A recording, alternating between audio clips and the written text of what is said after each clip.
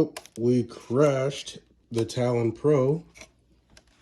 We went into a tip stall and I did my best to level it out before it hit the ground. So we didn't destroy the wings. The wings are perfectly fine. We ended up smashing right here on the nose, on the side. I leveled it out as much as I could to try to get out of that tip stall. So now that that is broken, and before I throw this away, I'm going to have a little fun with it. We're going to turn this into a low wing plane. So here's the nose. I have to glue back together. We are going to turn it from this V-tail into a T-tail because I think the V-tail sucks on this. It didn't have that good of control. In my opinion, the mini Talon was better than this. I can see why this one isn't that popular, because flying it had efficiency, but I don't know. I just think the control surfaces weren't well thought out. So we are going to cut the ailerons all the way out, or maybe further in. We'll leave the outs like that, but maybe we'll cut in a little longer to have more aileron throw. And we're gonna make it a low wing. So instead of having the wings on top, we're gonna cut into the fuselage and glue the wings on towards the bottom. So, and then we're going to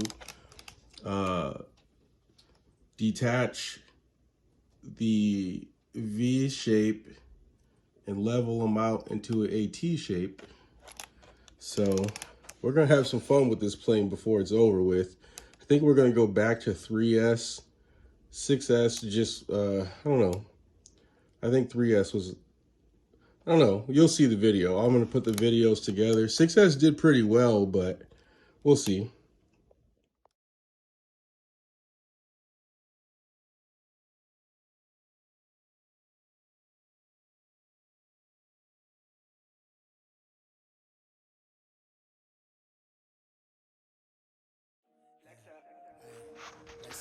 All right, guys, this is the 7x6 prop.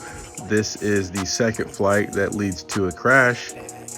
I actually thought it was doing pretty well on this flight, but the wind was blowing pretty strong. I was coming back in 0 throttle, which I had done earlier. And for some reason, this time, as I was coming back towards me, with the wind, it stalled out and nosedived. All right, as you can see, I never changed and leveled up. I guess I lied, yeah. Off that straight up potion, just to feel like I'm alive, yeah. Mix that with that potion, just to feel like I'm that guy, yeah. So know the one you talking to, you went outside your line, yeah. Go against the tribe, you lose your issues. So I feel. Let me not even say this shit. I just ran out of my patience. I just got tired of waiting and got here myself. Niggas want me to believe in the dream that this is going in and out of fuzziness is I actually have the goggles recording, but they are sitting beside the car. Otherwise, the wind would have kept blowing it over. So I had to sit the goggles on the ground close to the rear tire by the car and hope that it will record this.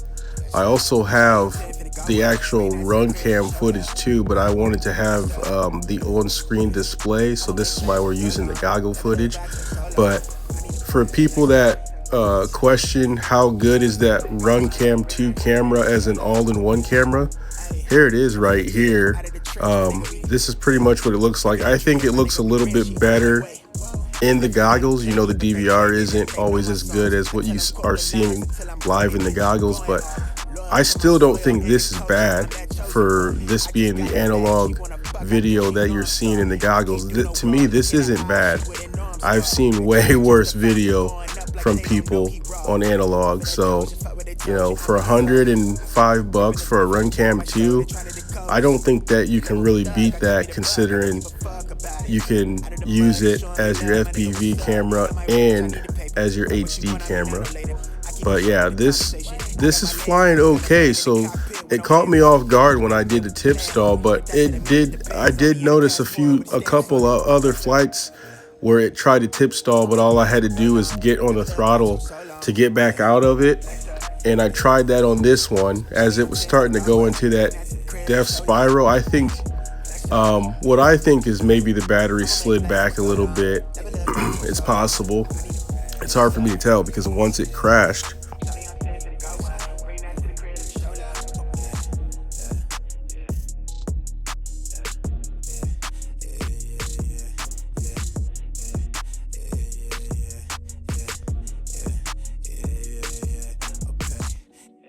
battery's ejected, so I will never know if the battery slid back or not, but it doesn't look like it's tail heavy in this flight. I'm flying line of sight though. I don't have the goggles on because I had the GoPro on my head and I was trying to record with the GoPro, but it did not record this flight. It did record the previous flight, but it didn't record this flight. So, but with the GoPro, I was flying so high that you couldn't really see the plane anyways. I may try to add a different video that shows the GoPro footage of this, but I think the onboard footage is going to be better just because you can actually see what's going on. But, ooh, look, we're pulling 35 amps at full throttle. So, yeah, 6S is definitely a bit much for a 2807 1300. I mean, 6S would be fine if you were running like a 6-inch prop or something like that, but I don't think you would have enough thrust with a 6-inch prop. I mean, I don't know. It's possible because this 7-inch prop did pretty well. It surprised me for as big as this plane is. Oh, here's our nosedive. See, I tried to get on the throttle and you can see that I tried to level it out, but there was nothing I could do. It just nosedived out of nowhere.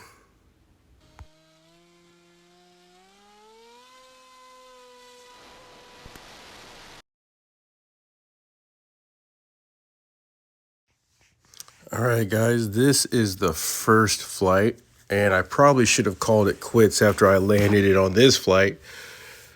But, you know, who wants to get one flight in and then just drive back and go home? So I didn't want to do that. So this is the first flight, and as you can see with the throttle level, I'm only at like 20, 25, percent, 30%. You can see I'm well below half throttle on this thing because it was like super over propped, but I guess it had to be that way because it never felt like it was going to stall when I had this 8x8 prop on there. But if you just got done watching the first half, you will see that right before I crashed, the OSD went out. Now, see, I wasn't wearing the goggles, so I didn't know what happened. All I knew is I was flying back towards me, and it dropped the wing and just went into that death spiral. So, could it be the SNL Plus? Could that have... I don't know. It's just weird. The OSD went out, and then it crashed. So I'm a little leery of these SNL flight controllers now. Maybe it's not rated to pull 40 amps or something. I don't know. It just doesn't make sense. But on this flight, you can see it did pretty well. It was super floaty though, as you can see. But and I wanted to explain why the camera is so twitchy like this. Is I have a pan and tilt on here, but the pan function, I forgot to change it back. I have the pan function connected to the aileron. So whatever the ailerons are doing is the pan is doing. So that's why it looks weird. But I wanted to try it out just to see, like, when you're banking into the turns, the camera is actually turning into that turn. instead of facing straight. You know, normally when you have a camera with no pan and tilt, it just faces straight. But I want to be like, you know, let's see how it looks. But it's super twitchy. I guess it probably would look better if you had a GoPro, something with stabilization, but a non-stabilized camera and you have it, you know, with every servo movement, maybe it would have been better on a calm day, not 30-mile-per-hour wind gusts. But yeah, I guess the Talon Pro is not rated for high winds, so I guess I'll stick to the glider in high wind conditions, because we're gonna have, you know, in the Midwest here in the United States, it's gonna be pretty windy for the next couple of months. What are you gonna do? Not fly for 2 months? Or, you know what I'm saying? Like during the summertime, it's a lot more calm with the wind. But right now, the wind, this is our time where it's just windy all the time. So very rarely are you going to get a day that doesn't have a lot of wind like this. So I went ahead and look, you can see it. It looked like it was going to tip stall right there, but I was able to get out of it. But yeah, this plane Talon Pro has definitely stall characteristics. And here's my landing. I landed and it bounced back up, and then we landed finally.